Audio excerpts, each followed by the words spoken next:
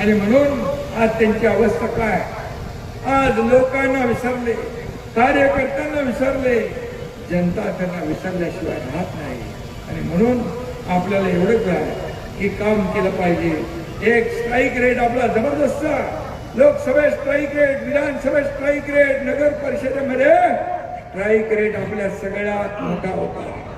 आणि म्हणून मी आपल्याला एवढं सांगतो की खोट्या लोकांच्या माती गोठा ही काळ्या दगडावरची भगवी रेग आहे.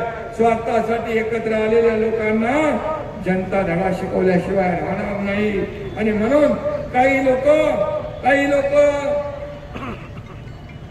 हरले की तुला एक फोटो सांगतो, हरले की म्हणतात ईव्हीएम खोटा आहे, निवडणूक आयोगावर आरोप करतात, मतदार यादीवर आरोप करतात, कोर्टावर आरोप करतात, पण जिंकले की आरोप करत नाही. आणि मग म्हणतो ना आपण नाचता येईना अंगण वाकडे असे म्हणे ना, म्हणजे काहीतरी कारण द्यायला पाहिजे. हरण्याचं कारण अगोदर पासून तयार करतात ते. पण मी सांगतो Eknath Shinde no reason on the spot decision देणार आहे.